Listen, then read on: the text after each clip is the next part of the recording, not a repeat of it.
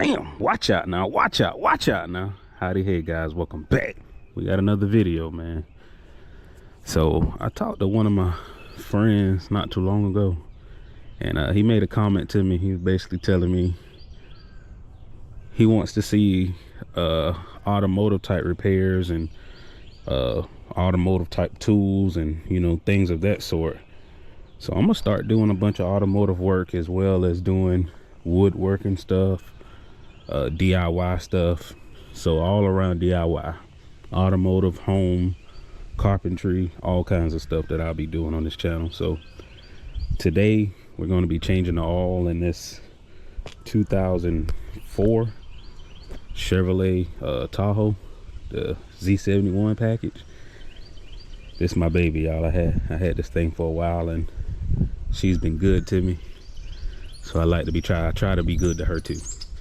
So what we're gonna do is we're gonna be changing the oil, and when I change my oil, I don't always do it, but I like to do like fuel treatments and as far as like seafoam. Let me go get it and I'll be right back. All right guys, we back. So this is the product that I like to use. It's called seafoam, and as long as you have an engine, you're able to use this.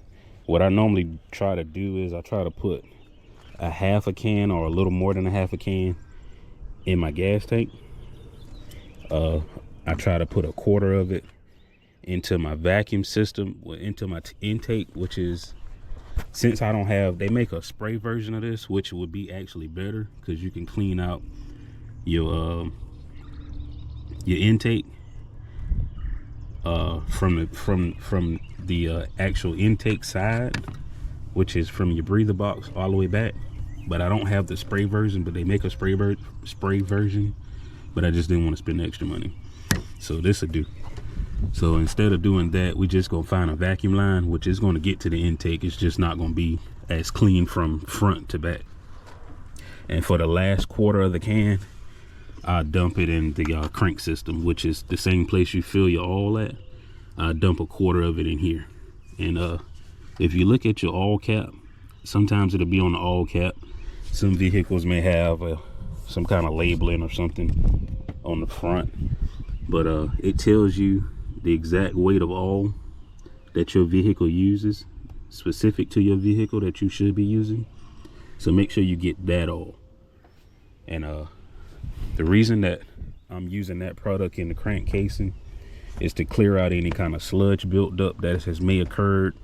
And also on older engines like this one, this vehicle has 310,000 miles on it, and sometimes your piston rings sometimes get stuck and stuck to the point where they don't move or expand or anything. And a lot of times a product like that can go in and clear all that stuff out and clear all the gunk out and sludge build up out and allow that stuff to start back working. Sometimes if you have a noisy engine, sometimes lifters and stuff makes a lot of noise, which is not going to fix the issue. But a lot of times stuff like this, if you have a blockage or anything or sludge buildup, sometimes stuff like this can quiet your engine. So that's another reason why it's good. As far as power wise, if you have blockage or a lot of carbon built up and everything, you can decrease your performance of your engine as well as decrease your gas mileage. So additives like this is always good. So we're gonna go ahead and get started. First thing I'm gonna do is I'm gonna set you guys up on a tripod. We're gonna get a quarter of this can poured into that crank casing, and then we're gonna let it run for a while and let it get up to operating temperature. And you want that to go ahead and get in running that crankcase so that it'll start breaking everything down, all the sludge and everything, that's all the oil that's gunked up and everything. You want this to go ahead and start working in that and get warm. As well as the warmer your engine is, the easier your oil will flow out when you get ready to drain it. So while it's running, and once it gets to operating temperature while it's running, I'll remove this vacuum hose and I'll start pouring some in this vacuum hose, and we'll let it sit a while. I'll go ahead and drain the oil and we'll crank it back up, and you'll start to see white smoke coming out the tail end. And all that white smoke is the carbon built up that this stuff is clearing out. that'll be the carbon that this stuff starts to clear out and clean. So it's not harmful for your engine. So if you see that white smoke, don't think your engine blew up or anything. You're fine. You just want to get that carbon out, so just rev it up a little while. Now don't go 5,000 RPM, you know, stay like 2,000 RPM or so, depending on your vehicle type. So I'm gonna go ahead and put you guys on the tripod and we're gonna get working. Be right back. All right guys, so what we're gonna go ahead and do is dump a quarter of this can into the crank casing. We're gonna go ahead and crank it up and let it run. I put you guys on the time lapse, letting it run and get warmed up, and then we'll come back and dump some in the vacuum hose and through the intake. Let's go ahead and pour some of this in here.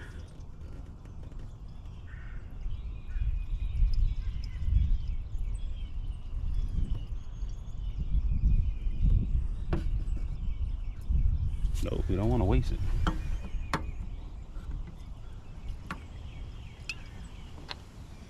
All right, then we'll go ahead and crank it up and let it run and get warmed up.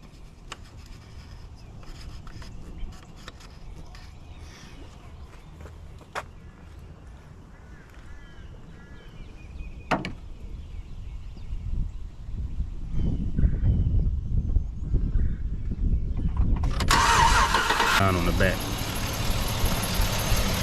right there, right here is a vacuum line, and if you remove it, you will be able to hear the air. You got suction right there. So what I'm gonna do is I'm gonna go get a cup.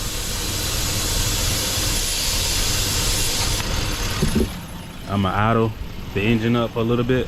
I'm gonna go get a cup, pour the units in it, and we'll get it to suck out the cup.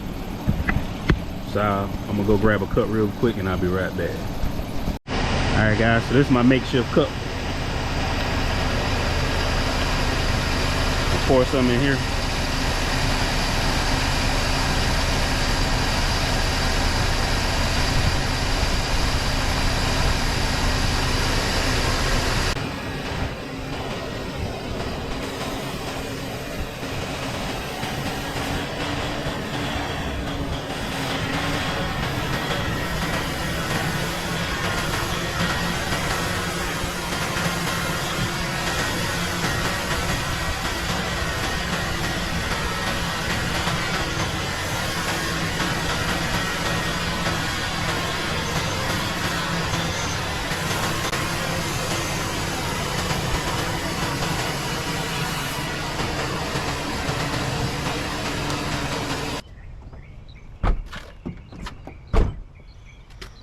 All right guys, so now that we have that done, we can go ahead with the oil change. And because I'm a heavier set guy, I'm gonna have to jack up the vehicle.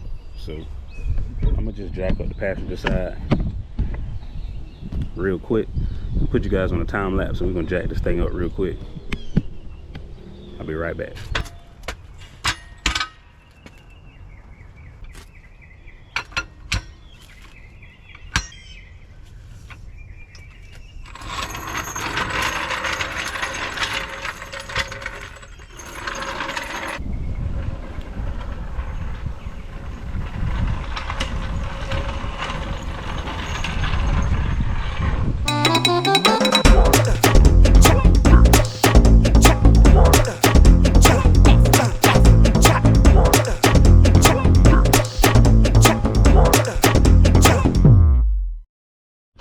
All right guys, so you saw me jack it up, and the reason that I jacked it up was because I am a bigger guy and I couldn't get under it how it sits. If you're a smaller person, you'd be able to fit up under there. But anytime you jack up your vehicle, you want to make sure you have jack stands or something to block it up, because you never want to fully trust a jack. I like to block it up or use a jack stand, which I don't have any jack stands with me at the moment, so I just use some blocks. But I also, after I blocked it up, I also put the jack back in a spot so that if those blocks fail, the jack still will catch it. So you always want to remember, you never get up on a vehicle without having blocks or jack stands or anything. So after you get everything done, we can go ahead and remove this cap. And the reason we want to remove that cap is to allow the oil to drain better. So we'll go ahead and get up under the vehicle. All right, hopefully this is a little better. So once you get under the vehicle, so this is not like a car, like a front wheel drive car. This is a rear wheel drive, which means you got a rear axle in the back. So your transmission sits like where the passenger compartment is, where the back seats are. That's where your transmission sits, and your engine is up front. So as you can see, I told you guys this engine does have over 300 something thousand miles on it. And I was under here looking before I started recording, and I realized we got a lot of oil down here. And I know I was losing oil, but I started looking, and it looks like my valve cover gaskets are leaking, as well as I got a oil pan leak. So that's something that I have to deal with later, but it's not leaking to the point where I'm filling up every day, so I'm not gonna worry about it. But that is something to note. So in our case, you have a skid plate here, and right under that skid plate is where your oil pan is, and that's our bolt right there that we'll be loosening to drain the oil out. And Chevrolet made it convenient and easy to get to. Your oil filter is right there. That white round piece right here, that's your oil filter right there. So coming under your vehicle, you will notice certain things that shouldn't be, but you know, it is what it is. We'll deal with it. You know, anytime you own a vehicle, you got to worry about wear and tear and certain things, but this is a 300,000 mile vehicle, so we expect oil leaks and stuff like this to happen. We're not gonna stress about it. We're gonna keep our day moving, because we thank God for every blessing that he stored upon us. We thank God that we got a vehicle to go back and forth to work, and we thank God because he continually bless us. So if something happens, he gonna bless something else to come up, so it's all right. So let's go ahead and get to it. I have a 15 right here. 15 millimeter bolt. So you take a 15 millimeter socket, put on the end with a wrench, and you'll be able to loose that. So I'm gonna set you guys up, and I'm gonna go ahead and loose it and get my oil pan set up, and we're gonna get it. All right, I'm gonna go ahead and press record, and I'm gonna get the oil pan and everything set up, and we're gonna go ahead and change this oil. So this is my oil pan. I put it here, and hopefully I got my camera far enough away that I don't get oil on it.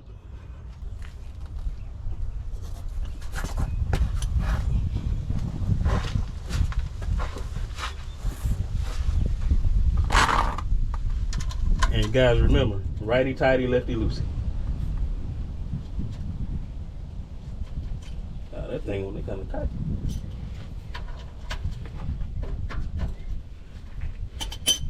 Once you start it with the wrench, you can loose it with your hand. And remember, since we had this vehicle running, the oil may be a little warm, so just be careful.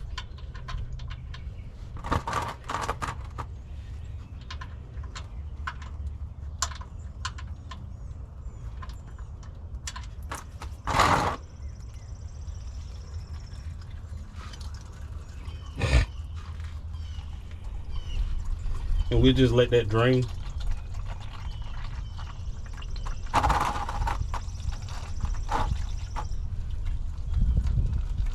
And because we loose the cap on the top, we're able to have a consistent nice stream coming out, and not a bunch of air shooting and it just going crazy.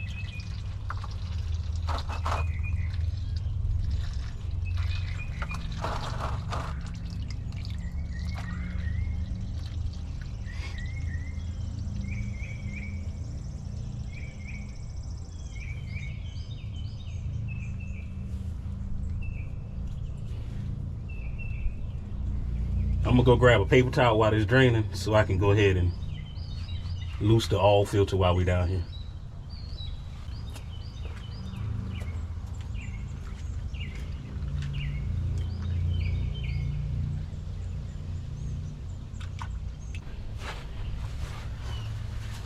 All right guys, so I'm gonna go ahead, and what you want to do is, these bolts, on the back of these bolts is a magnet.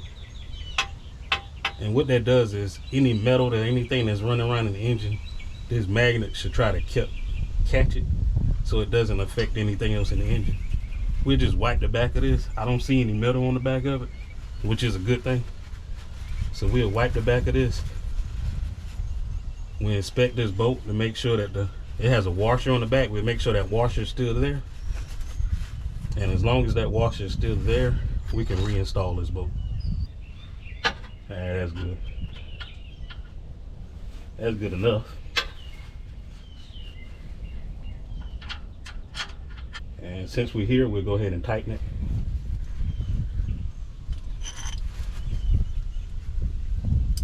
Righty tighty, lefty loosey. And these bolts, you don't have to crank down on these bolts. They don't have to be like super tight. You want them snug, but you don't want to crank down on them to the point where you putting everything you got into it. All right. And these oil filters, a lot of times you can kind of grab them with your hand and loosen them. You don't really need a wrench.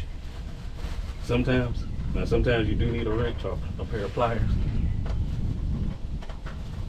And I might need it.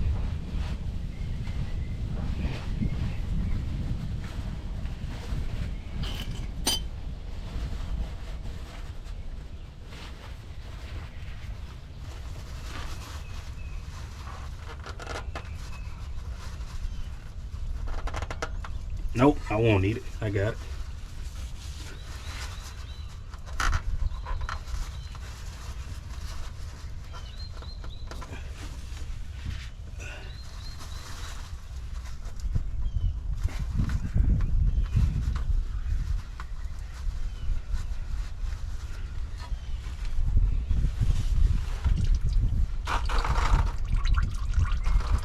We'll let that drain and then we'll go ahead and twist it the rest of the way off. Just so we don't make more of a mess than what we already have.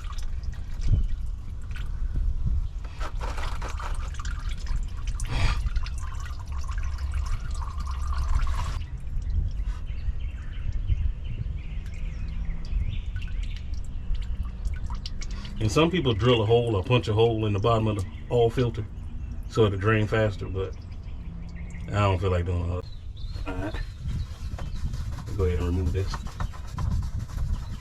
That oil's still kind of warm.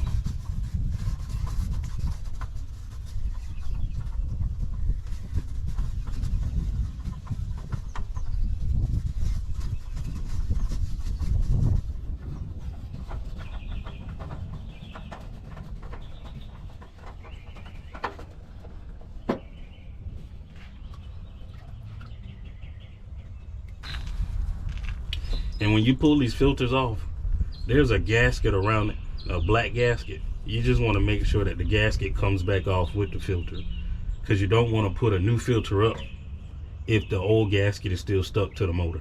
So make sure your gasket came off, which this one did. I'm looking at it. So I got the new filter here, guys. You just want to grab it and screw it up there, righty tighty, lefty loosey, just like everything else.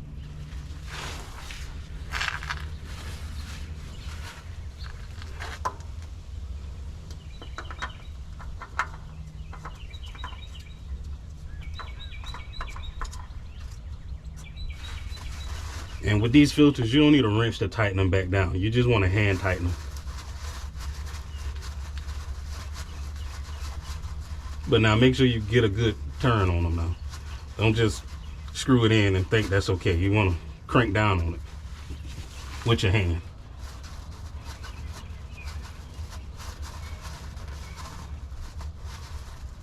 But no need to tighten these with a wrench.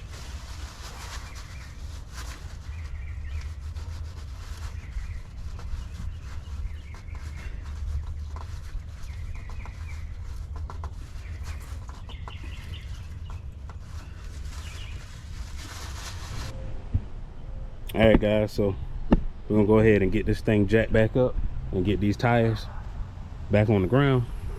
And if you're interested in knowing how to change a tire on a car, check out that video right there, or right there, one of them. Check out that video, and that's gonna show you exactly how to change a tire, where to jack to, where not to jack to, things like that. So we can go ahead and get this jack.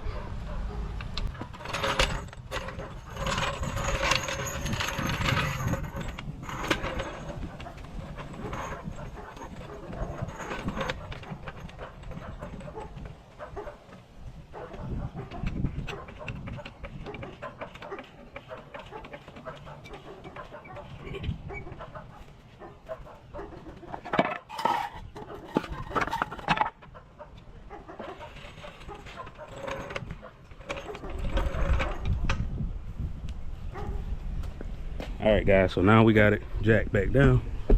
We can go ahead and put the oil in it. And if you want to know how much oil that your vehicle takes, look at your owner's manual. Your owner's manual should tell you how much oil your vehicle will take, or rather should take.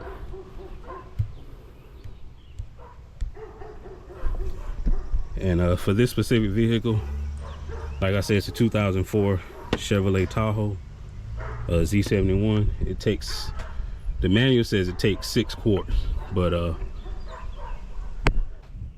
we have here 5W30 Advanced Full Synthetic. And only reason I got synthetic oil is because synthetic oil is supposed to be a little better than the regular one. It's supposed to last a little longer. So it claims it lasts up to 20,000 miles, but I'm not doing that. Every 3,000 to 5,000 miles, you should be changing your oil in your vehicles, no matter what it is, I don't think.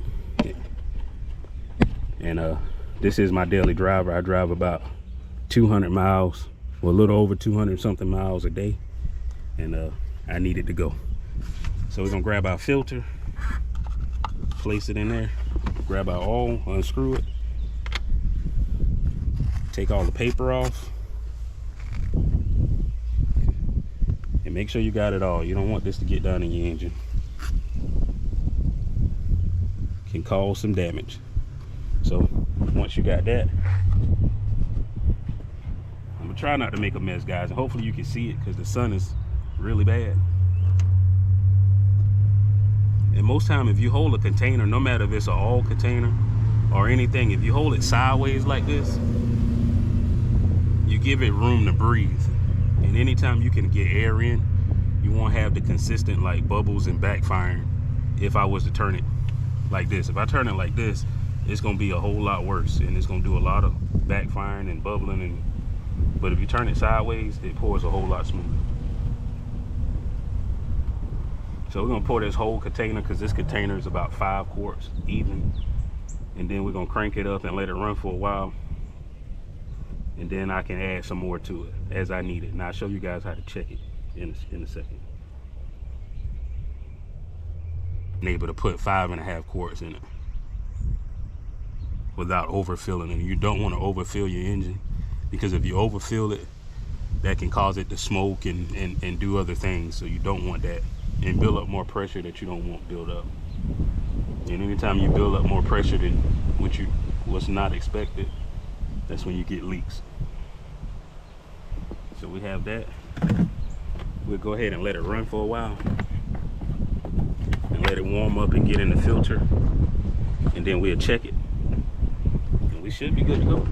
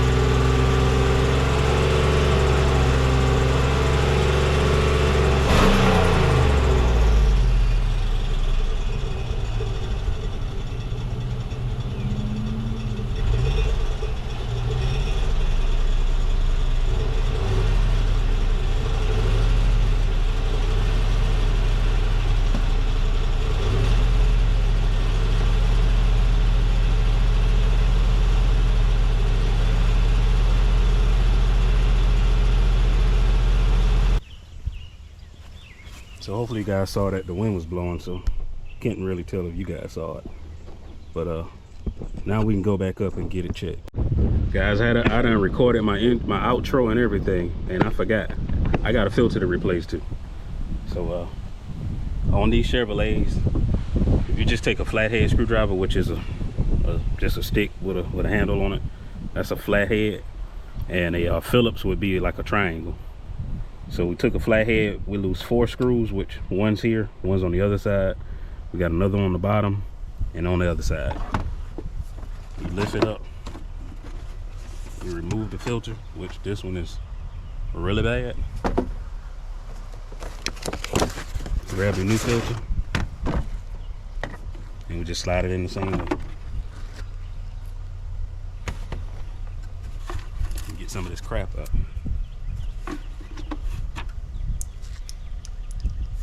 Alright, slide this one in.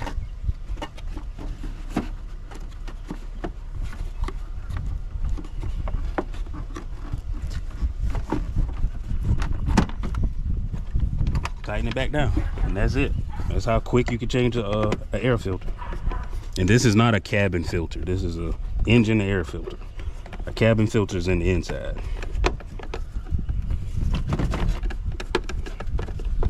So tighten it back down all the way, and that's how you change the air filter.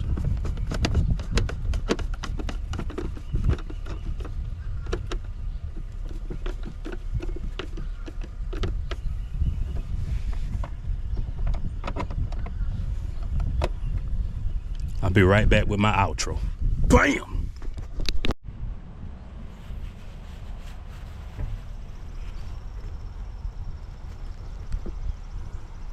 Guys, I was sitting there doing my outro and it wasn't even recording.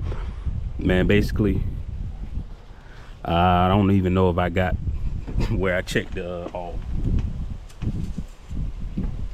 So I did add some more to it. And I don't know if the camera can pick it up, but it looks like it's somewhere in this area right here. So it should be good to go. It's filled up. That's how you check your oil. That's how you change your oil. That's how you change your oil filter. That's how you use certain additives. Now guys, I'm not a mechanic. I'm not a AESE certified or whatever it's called. I'm not a professional technician or automotive technician or everything. I'm just an individual that like to save money and like to do things on their own. So if you like this type of videos, if you like this type of content, make sure you guys comment and tell me what you like, tell me what you dislike. Also tell me certain automotive type repairs that you would like to see, and I may be able to do them, because I have 2 vehicles that are older, so they do require a little more attention. So tell me guys what you want to see, tell me what you like to see, and tell me if you like this one. And if you do, make sure you guys like, comment, subscribe, share, and watch our other videos. We got a shed build video that we're doing. Like our guy said, the jack video, if you want to see how to jack your car up and how to change your tires on your car, make sure you guys look at that pin nail that I dropped earlier. Thank you guys, love you guys, keep supporting, man. Guess what? Peace.